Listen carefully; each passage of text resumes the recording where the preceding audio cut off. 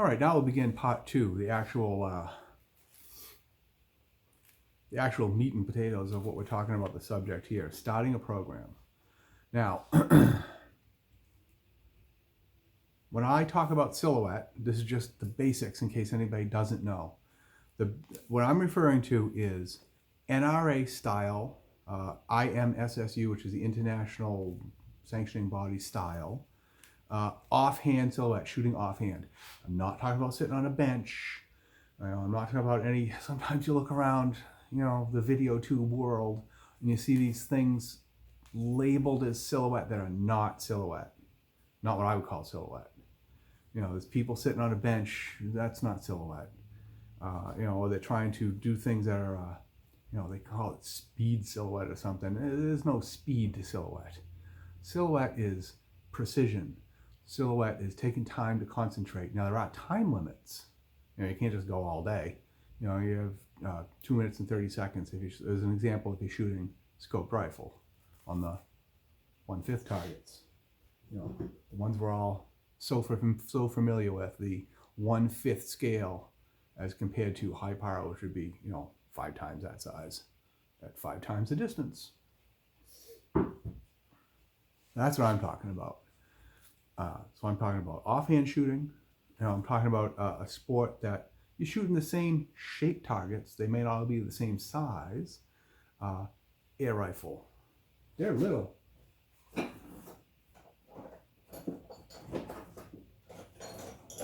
air rifle ram here somewhere. Little air rifle ram. You're shooting these at a closer distance, smaller target. Lever action gun, which is actually twice the size, about twice the size. They're a little more than twice the size. They're half-size targets, where these are 1/5 targets. But you're shooting those with iron sights. Still offhand. No support. No sling. No real special clothing. That's what I'm talking about.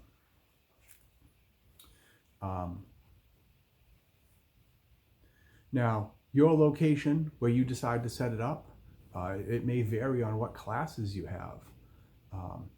I have in Tennessee, the one that I run, I happen to be president of Tennessee Sports Foundation. For some strange reason, they elected me president. I don't know. These Southern guys actually decided to allow me to be their executive officer. And I guess it's because I'm good at twisting arms and getting things done, probably. But so I run the silhouette program there. I've been doing that for, this is going to be my 4th year. Well, the first year was kind of not really, this would be the 3rd, I think, official NRA, really approved match, official kind of match thing. But we'll get through that as we're talking about the steps you might want to do going from my experience. Now, I've started another program with other people helping me up in Massachusetts that I do believe failed. I'm not sure exactly what happened to it now, but I have no idea, really, to be honest with you. I know what happened, and I can explain to you as nicely as I possibly can how I knew it was not going to work. But we'll get to that. It's all in my 7 pages of notes. All right. Now, your location may vary depending on what type you want to do. You may only want to do small bore. You may only want to do lever action.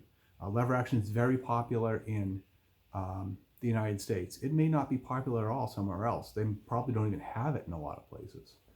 In the United States, it's a big deal. People love it, man. I started doing it last summer, with a borrowed rifle. And then I ended up buying my own rifle, used, and it's awesome, and it's fun. It's iron sights. I mean, I love shooting iron sights anyway. That's where I come from, that world anyway, so fun stuff.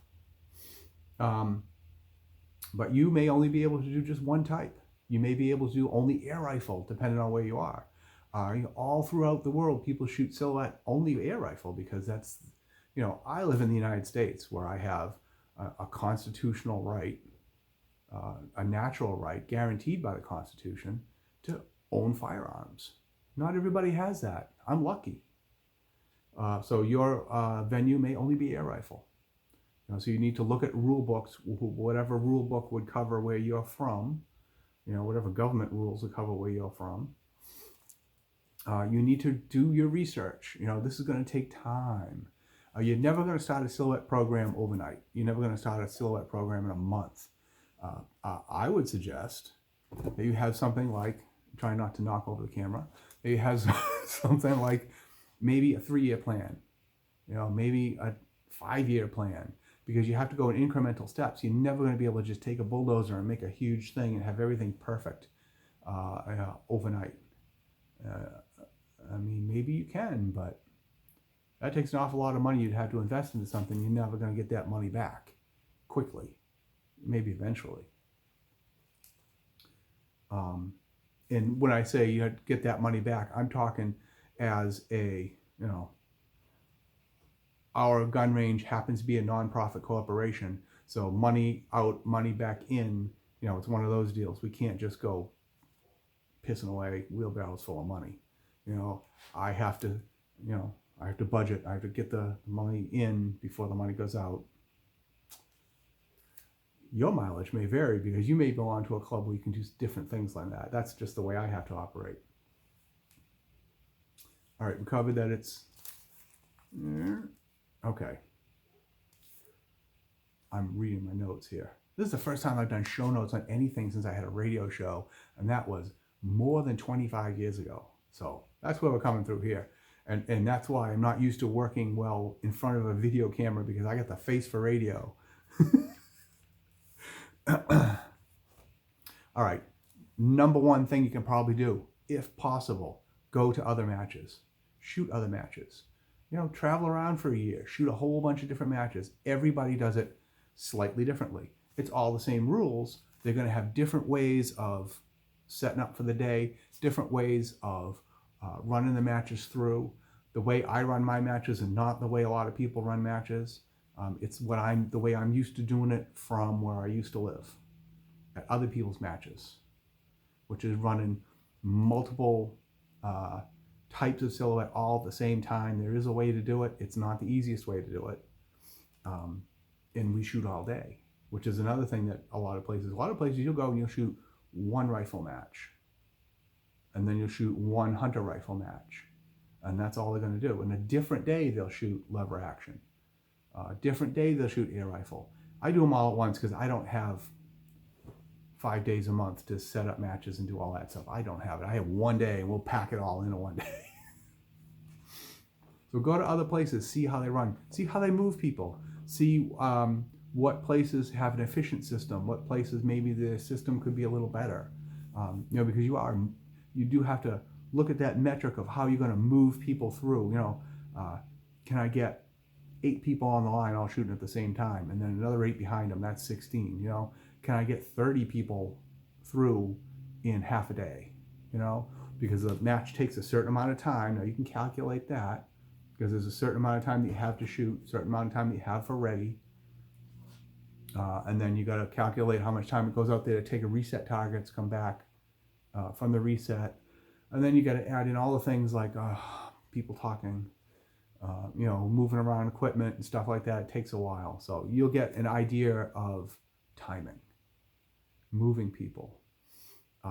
Maybe you'll see all the different ways they have their ranges set up. The ranges, it's chickens at a certain distance, pigs at a certain distance, but everybody's got a different way to do it.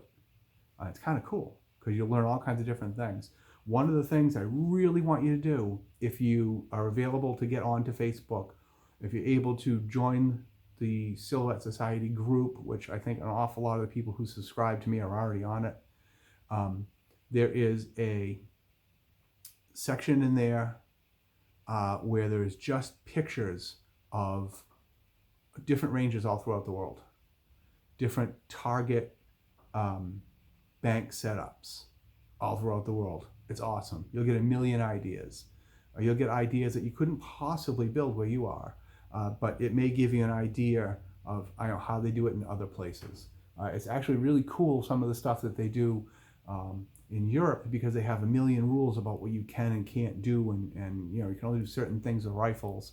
You know, so it's really, you know, particular. It's kind of cool. It's not what we do here. I mean, here we have the beauty, wonderful way we can just set targets up on a range and shoot them and not have to worry about stuff. Now, where I am, I don't have to. I mean, hell, I could do that in my pasture if I wanted to. I don't have neighbors. I don't do it at my own farm with other people here because of, you know, insurance liability. I couldn't do it. Thought about it.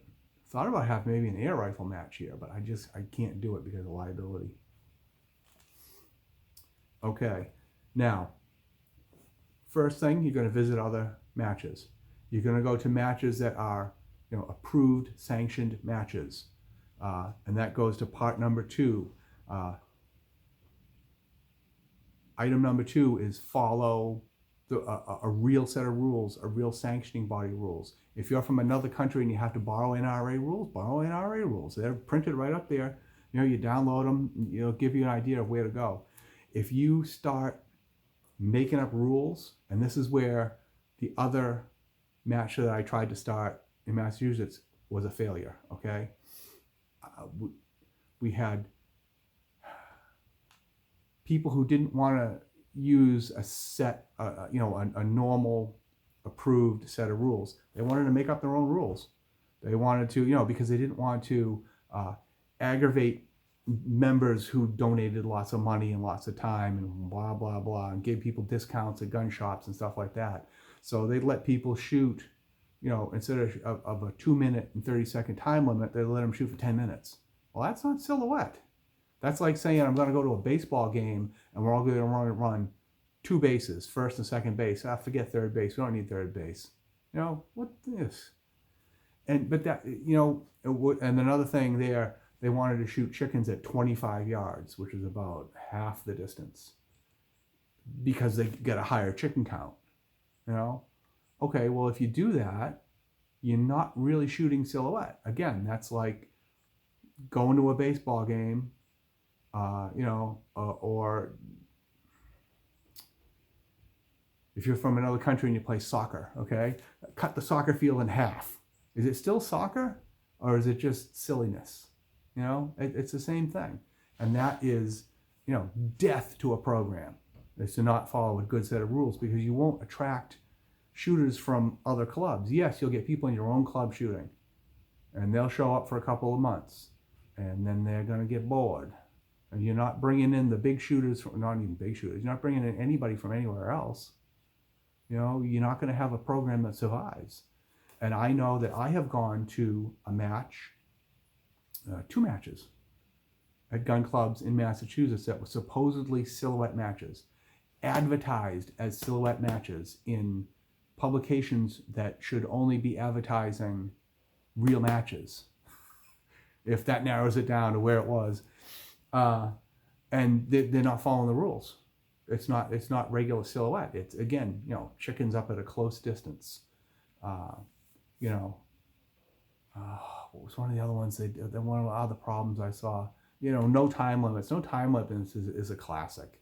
You know, another one, counting people who are shooting off the bench the same as people who are standing. Well, that's 2 totally different things.